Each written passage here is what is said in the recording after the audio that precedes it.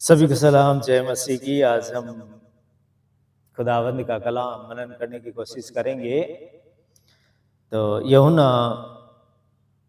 उसका 17 अध्याय 1 आयत से लेके और 5 आयत तक यीशु की महायाजक की प्रार्थना सभी के लिए, मतलब खुदावंद प्रभु यीशु मसीह ने अपने लिए प्रार्थना की और पिता से कहा कि हे पिता, देख, जो काम करने के लिए तूने मुझे भेजा वो काम मैंने कर दिया है। और जैसे मैंने तेरी महिमा की है, अब तू पुत्र की भी महिमा कर। और पुत्र की महिमा कैसे करनी है कि जैसे तू सृष्टि से पहले मेरे साथ वाचा बांधी थी। खुदावंद प्रभु यीशु मसीह कह रहा है कि अनंत जीवन यह है कि वे तुझ एकमात्र सच्चे परमेश्वर की और यीशु मसीह को जिसे तूने भेजा है जाने। जो कार्य तूने मुझे करने के लिए दिया था उसे पूरा करके मैंने पृथ्वी पर तेरी महिमा की है। अब हे पिता, अपने साथ मेरी महिमा उस महिमा से कर जो जगत की सृष्टि से पहले मेरे तेरे साथ थी। मतलब है प्रभु यीशु मसीह ये नहीं है कि अभी इस संसार के अंदर आए और परमेश्वर के पुत्र ठहरे। प्रभु यीशु मसीह पहले भी पिता के साथ ही थे, पिता के इकलौते पुत्र थे। और इकलौते पुत्र को परमेश्वर ने इस जगत को दिया कि जगत इस प्रिय पुत्र के ऊपर जो परमेश्वर का है इसके ऊपर विश्वास करे और विश्वास करके मुझ तक पहुंचे। एकमात्र ऐसा रास्ता है जो प्रभु यीशु मसीह को जानता है, वो पिता के पास पहुंचता है, परमेश्वर के पास पहुंचता है। अगर मसीह को नहीं जानता तो प्रभु यीशु मसीह कहते हैं कि द्वारपाल तो मैं हूं, गेट के आगे ही खड़ा मैं मिलूंगा। क्योंकि स्वर्ग का राज्य जो है, सारी जो भी कुंजियां की सब कुछ प्रभु यीशु मसीह के हाथ में दी हुई है।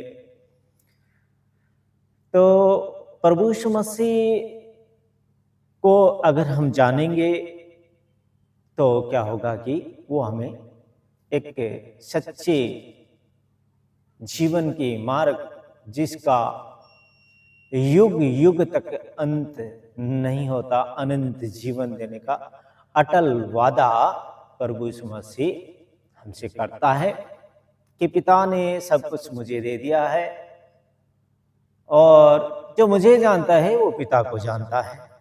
क्योंकि हम अगर यीशु मसीह को नहीं जान के और सीधा जाना चाहेंगे तो वहां पर हमारा पहले से ही बाइकाट कर दिया जाएगा कि हम आपको तो जानते नहीं। अब आप कहेंगे कि नहीं नहीं, हमने भक्ति करके आए हैं, हमें आप अंदर जाने दीजिए, तो वहां पर क्या होगा कि वहां पर बाइकाट कर दिया जाएगा कि नहीं नहीं नहीं, आपको मैं नहीं जानता, आपको मैं नहीं जानता। फिर थोड़ा सा क्या होगा कि मुश्किल हो जाएगा। तो प्रभु यीशु मसीह कह रहे हैं कि ऐसा कोई भी कुछ है नहीं जो ढका रह जाएगा, बाकी सब कुछ जाना जाएगा। तो आइए हम कलाम की तरफ चलते हैं और खुदावंद कैसे प्रार्थना करता है, प्रभु यीशु मसीह पिता से कैसे प्रार्थना करता है और अपने पिता से क्या मांगता है। तो हमें भी परमेश्वर से प्रार्थना करनी चाहिए। क्योंकि अगर हम परमेश्वर से प्रार्थना करते हैं तो हम अनेक अनेक ये नहीं कह रहे कि यहाँ पर प्रभु यीशु मसीह ये कह रहा है कि जो सच्चे परमेश्वर को जाने। एक ही परमेश्वर है जिसने निराकार परमेश्वर, जिसने इस सृष्टि को बनाया और जिसके द्वारा ये रची गई सृष्टि, उसको मानो। हम अनेक अनेक जगहों पे जाके और हंसते जा रहे हैं, हंसते जा रहे हैं,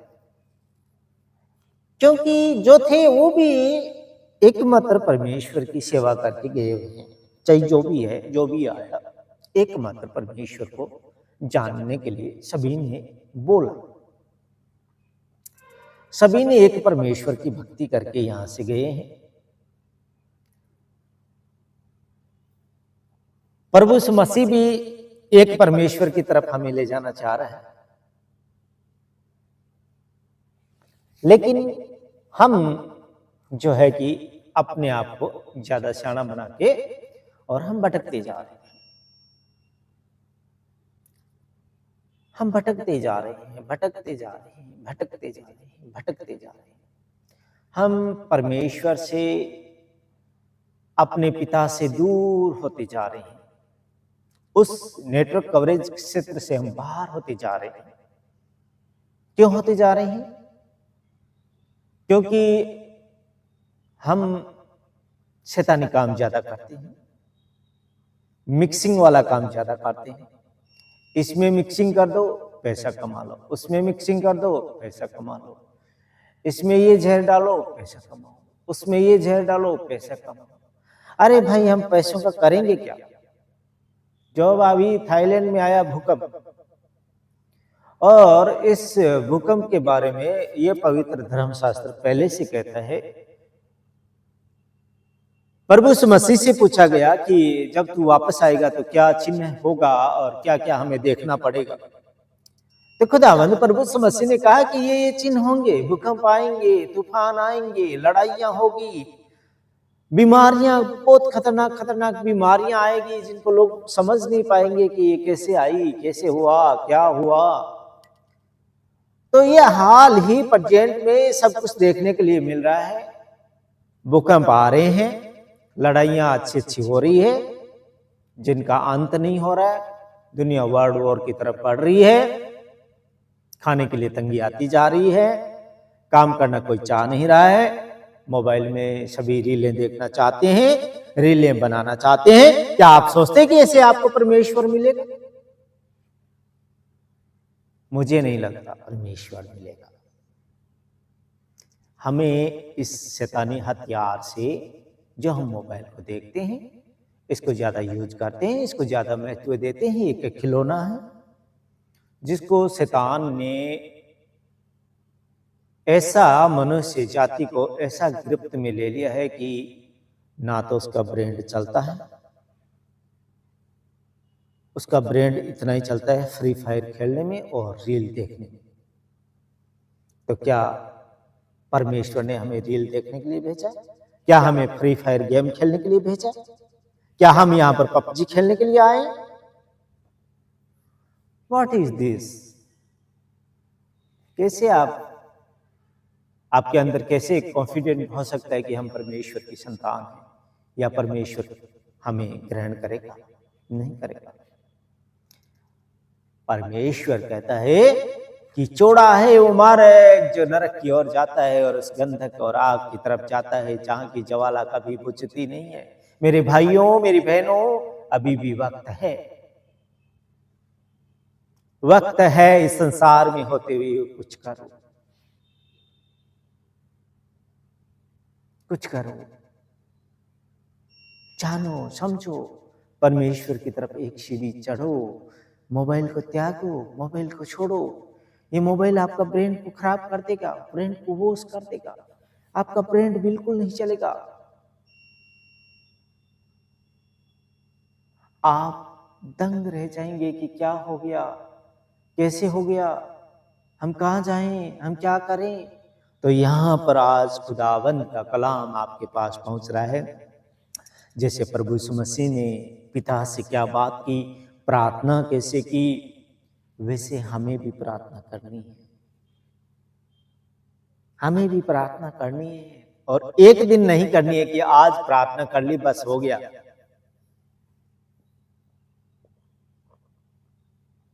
हमें हर रोज प्रार्थना करनी है। सुबह उठते हुए प्रार्थना करनी है, शाम को सोते हुए प्रार्थना करनी है, दोपहर में प्रार्थना करनी है, पिता को धन्यवाद देना है।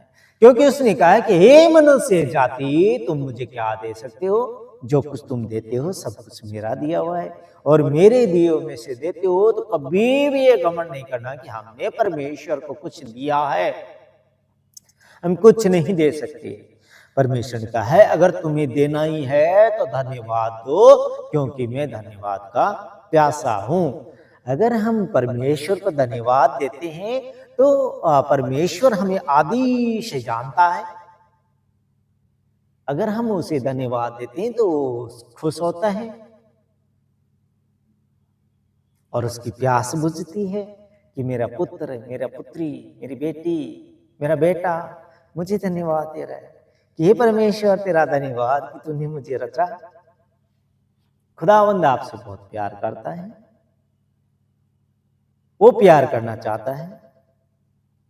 हम भागते जाते हैं, हम भागते जाते हैं। ऐसा होना नहीं है। हमें खुदा के साथ वक्त, वो लम्हे गुजारने हैं। हमें शैतानी हथियार सेल फोन को छोड़ना है। जो भी अगर हम नशा करते हैं उसे हमें छोड़ना है। परमेश्वर की तरफ हमें जाना है। परमेश्वर से हमें बातें करनी है। परमेश्वर की जो धर्म शास्त्र है उसे पढ़ना है, उसमें क्या लिखा है। अगर हम उसे पढ़ते हैं तो हमें उसमें से बहुमूल्य वचन जो खुदाबंद के हैं, वो कहते हैं कि मेरे लिखे हुए, मेरे कहे हुए वचन नहीं टलेंगे, जमीन और आसमान टल सकता है। वो ये भी कहता है कि तुम मनुष्य जाति कितना सोच सकते हो। तेरी सोच में और मेरी सोच में जमीन और आसमान में कितना गैप है, उतना गैप है। तो जो भी हमारे अंदर नेगेटिव फैक्टर्स आते हैं, ये नेगेटिव फैक्टर्स हमारे डिसीजन मेकिंग पावर को वीक करते हैं। हमारा डिसीजन मेकिंग पावर वीक होता है, इसलिए हम इस सेल फोन के हथियार में फंसते जाते हैं। हम अपने पेरेंट्स लोग से दूर बैठकर उस शैतानी हथियार का उपयोग करते हैं। उसमें हम जो लोगों की बनाई हुई रीलें, वो हमारे ब्रेन में जो हमारी मेमोरी है उसके अंदर फिट होती है। फिर हम उस जोगे ही रह जाते हैं। फिर वो रील हमारे इर्द गिर्द घूमेगी। परमात्मा का जो नेटवर्क था वो दूर हो जाएंगे। हम उस नेटवर्क से, परमात्मा के, परमेश्वर के नेटवर्क से दूर होके हम शैतानी नेटवर्क में चले जाएंगे।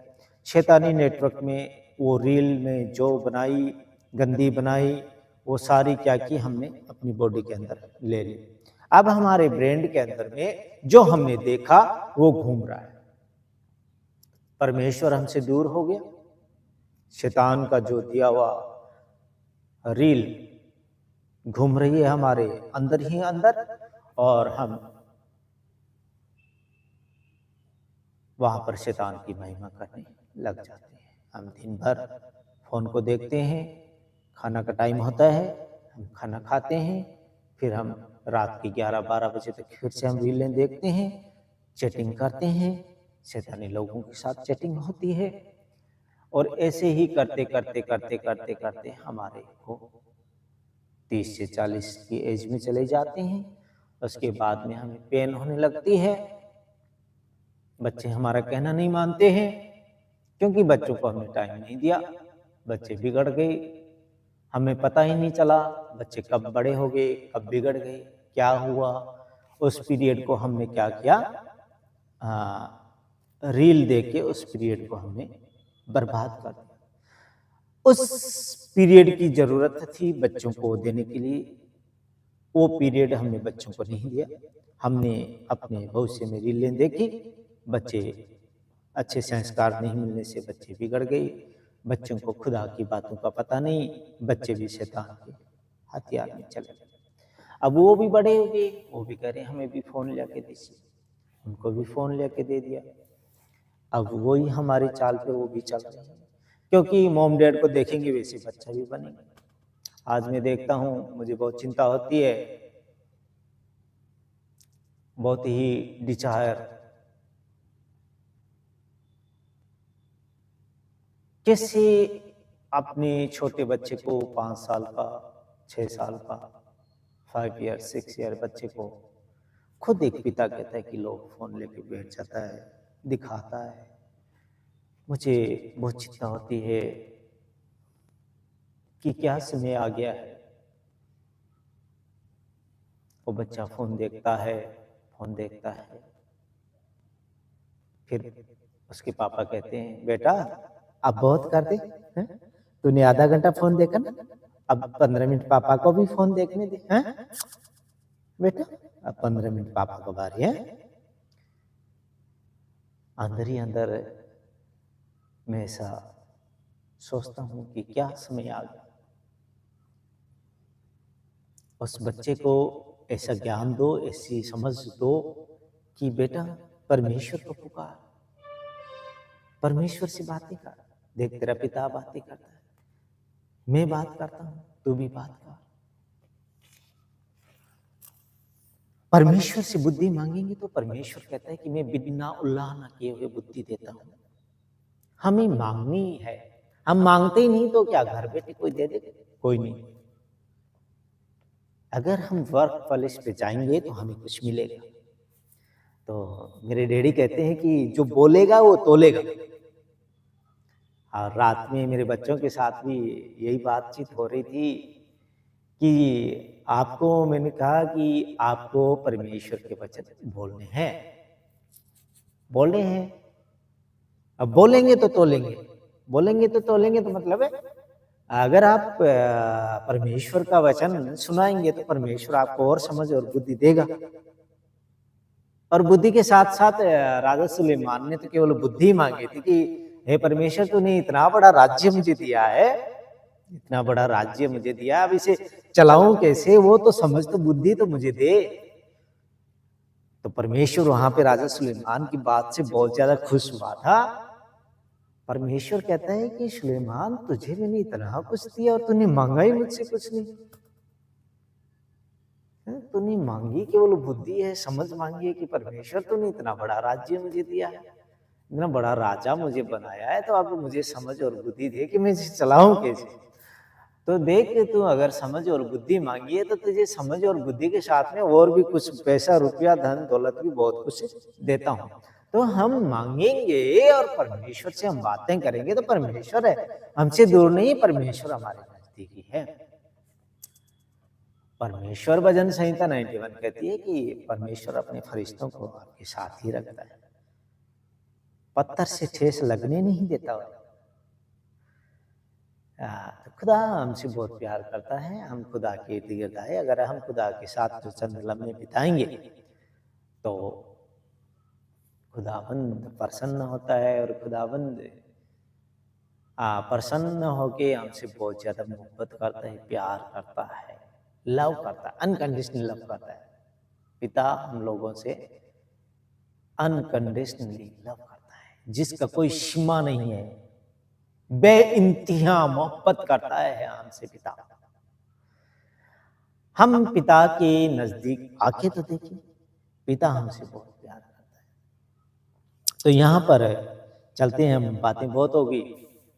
खुदाबंद प्रभु यीशु मसीह कह रहे, यीशु ने ये बातें कही और अपनी आंखें आकाश की ओर उठाकर कहा, हे पिता वह घड़ी आ पहुंची है, अपने पुत्र को महिमा, अपने पुत्र की महिमा करके पुत्र भी तेरी महिमा करे। प्रभु यीशु मसीह ने कहा कि अब वह घड़ी आ पहुंची है। यीशु ने ये बातें कही और अपनी आंखें आकाश की तरफ उठाई। हमें भी जब भी खुदा से कुछ मांगना है, अपनी आंखें आकाश की तरफ उठानी है, उसको देखना है, उसको बिलीव करना है कि तूने मुझे इस संसार पे भेजा, तेरी नजर मेरे ऊपर है, क्योंकि तूने देख मुझे आज इतना अच्छा काम करने के लिए दिया। अपनी आंखें उठाकर देखना है, बिलीव करना है, ऐसा विजुअलाइज करना है कि खुदा मुझे देख रहा है। मैं जमीन पे हूं, इतनी बड़ी जमीन है, इतनी बड़ी सृष्टि है उसकी बनाई हुई है, लेकिन वो इस घड़ी मुझे देख रहा है। ऐसा बिलीव करना, ऐसा विजुअलाइज करना। खुदावन हमसे दूर नहीं है। यीशु ने ये बातें कही और अपनी आंखें आकाश की ओर उठाकर कहा, हे पिता, वह घड़िया पहुंची है, अपने पुत्र की महिमा कर कि पुत्र भी तेरी महिमा करे। परमेश्वर पिता से कह रहा है कि पिता, अब तू महिमा कर मेरी, देख मैंने जो तूने मुझे काम करने के लिए भेजा मैं कर रहा था, अब तू मेरी महिमा कर कि पुत्र भी तेरी महिमा करे, क्योंकि तूने उसको सब प्राणियों पर अधिकार दिया जिन्हें तूने उसको दिया है, उन सबको वह अनंत जीवन दे, उन सबको वह अनंत जीवन दे। यीशु मसीह को परमेश्वर ने सब कुछ दिया कि वह सबको जो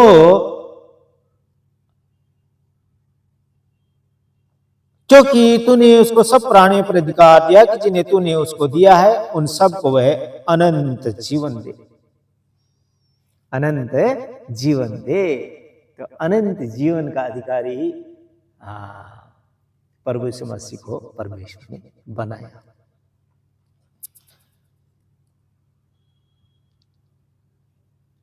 और अनंत जीवन यह है कि वे तुझ एकमात्र सच्चे परमेश्वर को और यीशु मसीह को जिसे तूने भेजा जान।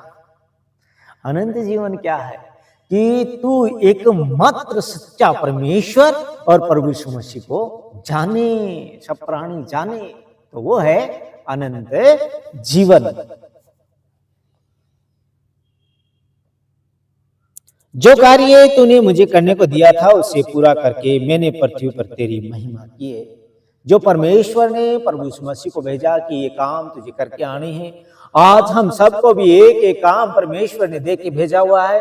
हम यहाँ पर आके भूल गए, हमने याद नहीं किया। अगर हम याद करेंगे और याद करवाएंगे तो परमेश्वर हमें ये याद करवाएगा कि हे पुत्र, तुझे मैं ये काम करने के लिए संसार के अंदर भेजा है। हम पूछ के देखें पिता से, पिता हमें जरूर बताएगा कि मैंने तुझे इस काम के लिए संसार में भेजा है। हम ऐसे ही नहीं आए, हम रीलें देखने के लिए नहीं आए, हम पैसे यहाँ पर जोड़ने के लिए नहीं आए, हम यहाँ गाड़ी बंगले बनाने के लिए नहीं आए। हम पिता को पूछे कि पिता हमें किस काम के लिए भेजा है, हमें ऐसा स्मरण करा। वो पिता हमारे को स्मरण कराएगा कि हे पुत्र, तुझे इस काम के लिए मैंने भेजा है, तूने ये काम अब संसार में जाके और याद करवाया, मैं तुझे याद कराता हूं। आप कहेंगे ऐसा हो सकता है, कैसे हो गया? अरे भाई, मैंने कभी सोचा नहीं कि मैं पंजाब जाऊंगा और पंजाब में मुझे ऐसे काम मिलेगा और पंजाब में खुदा मेरे साथ होगा।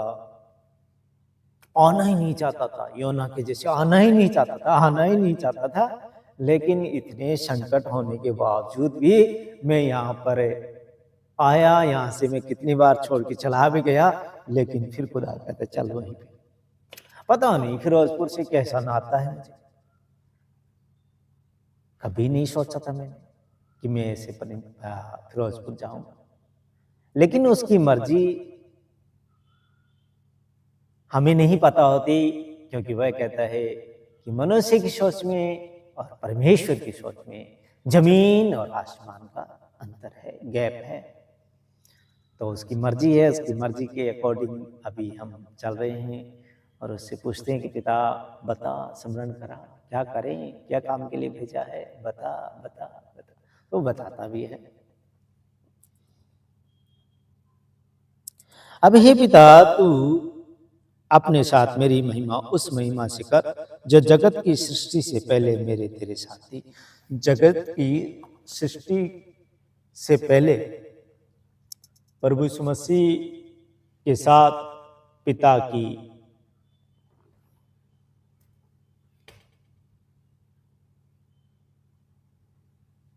रिलेशन जो थे वो फिर से स्थापित हो। खुदा प्रभु यीशु मसीह परमेश्वर से कह रहे हैं, पिता से कह रहे हैं, पिता से अपील कर रहे हैं, अपनी आंखें आकाश की तरफ लगाई। क्यों ना हम भी अपनी आंखों को आकाश की तरफ लगाए और परमेश्वर को ढूंढे। जब भी आपको जो भी मांगना हो, परमेश्वर की तरफ आंखें लगाइए। जैसे प्रभु यीशु मसीह ने आकाश की तरफ आंखें की, हमें भी आकाश की तरफ आंखें करनी है, क्योंकि हमारा पिता परमेश्वर हमें देख रहा होता है कि ये भूला नहीं है, अभी भी आकाश की तरफ देख रहा है। इसको याद कराता हूँ, इसको स्मरण कराता हूँ, आंखों में पानी आ जाएगा जब आप आकाश की तरफ देखोगे। खुदा आपसे बहुत प्यार करता है। जब नीनवे के लोगों को योना इतना डर रहा था कि मैं अगर नीनवे में जाऊंगा तो लोग मुझे पकड़ के मार डालेंगे, पीटेंगे, कि ये क्या बोल रहा है, पागल हो गया, इसका दिमाग खराब हो गया, कि नीनवे नगर पलट दिया जाएगा, नीनवे नगर पलट दिया जाएगा। लेकिन ऐसा नहीं था। पहले से उनके योना के मुंह से निकलने वाले शब्द परमेश्वर के दिए हुए शब्द थे, और परमेश्वर जो शब्द देता है उनसे उनके कान खुल गए, उनकी आंखें खुल गई, उनका हृदय जाग उठा, मोम की तरह हृदय पिघलने लगा कि क्या होने वाला है, यह आपदा आने वाली है। नीनवे के लोगों ने परमेश्वर की तरफ आंखें उठाई और कहा, कुछ नहीं खाया, कुछ नहीं पिया, अपने सर के ऊपर में राख मान ली और परमेश्वर को पुकारने लगे, परमेश्वर ऐसा मत करना, हमारे नगर को मत उल्ट देना। परमेश्वर तू क्या करने वाला है, तेरा नबी क्या कह रहा है, तेरा दास क्या कह रहा है, जिसको तूने भेजा है। परमेश्वर बचा बचा बचा। बचाया गया। क्यों बचाया गया? बात स्मरण, तौबा की, पश्चाताप किया, और पश्चाताप करने वालों को परमेश्वर बहुत जल्दी माफ कर देता है, मुआफी देता है। खुदा आप सबको बरकत और आशीष दे। आप भी लगाइए, यीशु मसीह ने लगाई, आकाश की तरफ आंखें उठाई और कहा कि मुझे भी जाने और तुझे एकमात्र सच्चे परमेश्वर को ये जगत के प्राणी जाने पहचाने। खुदा सबको बरकत और आशीष दे। आमीन। खुदा का शुक्र।